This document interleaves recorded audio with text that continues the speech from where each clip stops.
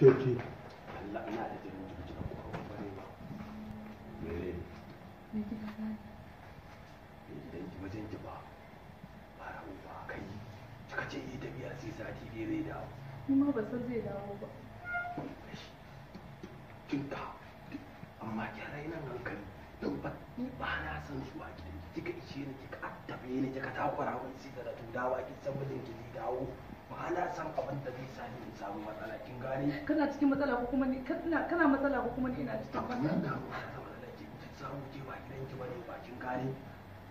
Kin ka yanzu ba wata hanyar da zan bane ne ba. Ni ma ban sani ba. Wani ya bai sani ba.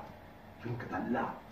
Ni ba jin tsoro nake ba duk jihar ta kan a kama ka da sakin kwanto kin gane?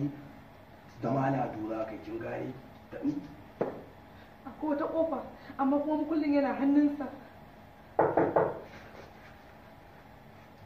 Yau kana ji tsaya yanzu zan buɗe maka ɗaki na saka shiga ɗaki na so ka zauna na san ba zai shiga ɗaki na ba ɗakin mu je can sai ki mun bayani a ɗakin.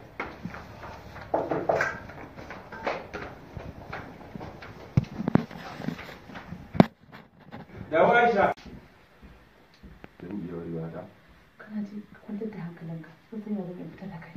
Allah ka wani an kwantar da hankali na ta gaya miki ina cikin sajin nan kuma da wani ciwon kwantar da hankali ya za kwantar da hankali na zai kwanta. Ko ta yaya kawai da nufar gidan nan yanzu. Yanzu tafiya za ka bani masoyi. In kika ƙara ce min masoyi ko kika ƙare min zancen soyayya kaɗan ba sai na faffasa miki baki ba. Ya ni makinki ne ma ko ki ce min makinki. Ba ki wani ce min masoyi.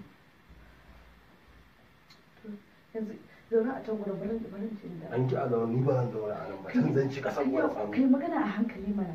Kar ya je.